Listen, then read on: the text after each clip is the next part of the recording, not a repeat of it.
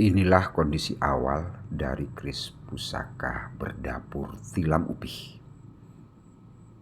yang memiliki dimensi panjang peksi 7,5 cm, panjang gonjo 7,9 cm, sabit rompal, sabit rontal, berpamor kendit, atau bisa juga dikatakan kalau orang Madura mengatakan sabuk intang pada sisi kanan kirinya menyambung sampai ke sirah cecak. Bagian bawahnya wulung, hitam tanpa pamor.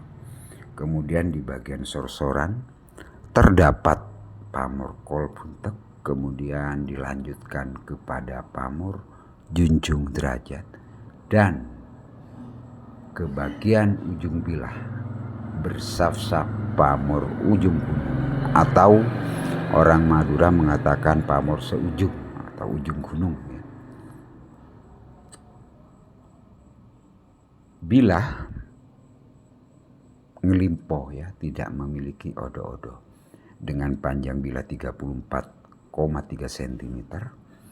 Melihat dari rancang bangun yang gandiknya lugas dan relatif tegak, maka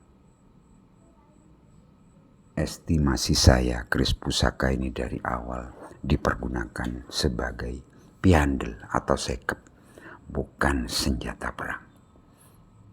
Jadi keris pusaka ini oleh sang pencipta empunya, yang membuat keris pusaka ini dengan garap khusus dan pesanan khusus, itu memang diciptakan untuk sekep atau piandel kepada pemilik pusaka ini pertama kali.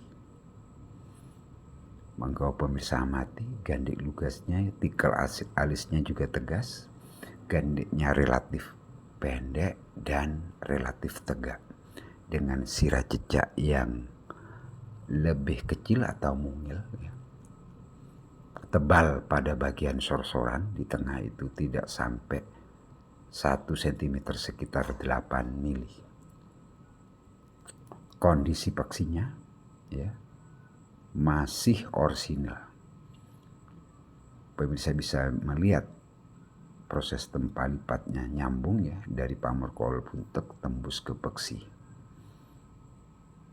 Ini kondisi warangan lama dalam kondisi kering. Pada short video sebelumnya, pemirsa kalau mengikuti channel ini bisa melihat bagaimana kondisi keris pusaka ini pada saat diminyaki, walaupun tidak diwarangi ulang. Jadi keris pusaka ini proses tempa lipatnya khusus, garap dalam keraton Sumenep.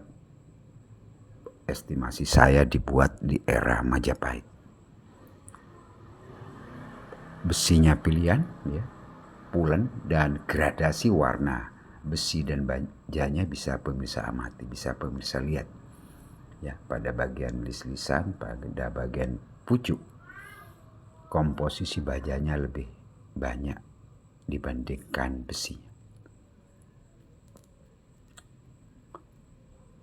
Memang keris pusaka ini tidak saya warangi ulang, hanya saja saya minyaki secara teratur minimal 3 bulan sekali. Kemudian memeriksa kondisi peksi, mengganti lilitan benangnya yang melindungi peksi tersebut. Tujuan saya karena apa? Dengan kondisi keris pusaka yang diperkirakan sudah mendekati 1000 tahun, tentunya butuh penanganan ekstra untuk merawat keris pusaka yang seperti ini.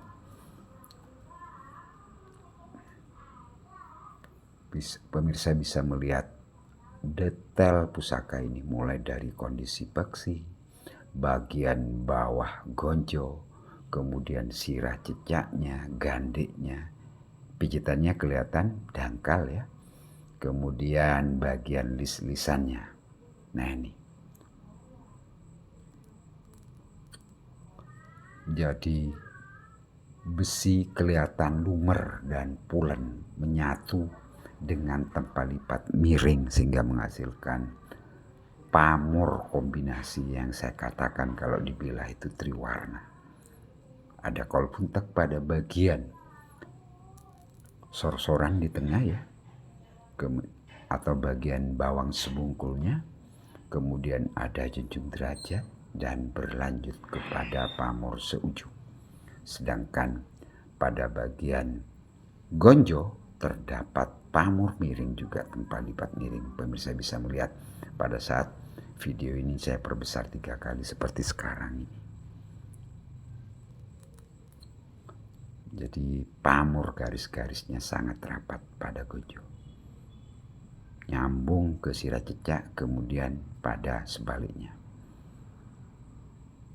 Jadi memang keris pusaka ini oleh Empu di keraton pada masanya diciptakan khusus untuk kalangan bangsawan dan berlanjut turun-temurun karena dapur tilam upih pada era zaman kerajaan di Sumeneb memang diwariskan turun-temurun sesuai dengan filosofinya tilam upih ya, tikar ya, alas bagi rumah tangga.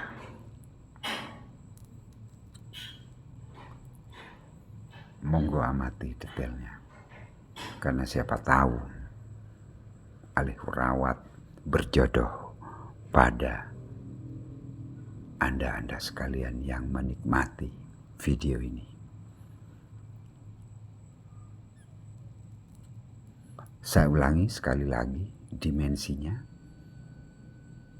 panjang peksi 7,5 cm, panjang gonjo 7,9 cm, panjang bilah 34,3 cm, gandiknya lugas dan relatif lebih pendek dari keris biasanya, ikal asilisnya tegas, pijatannya dangkal.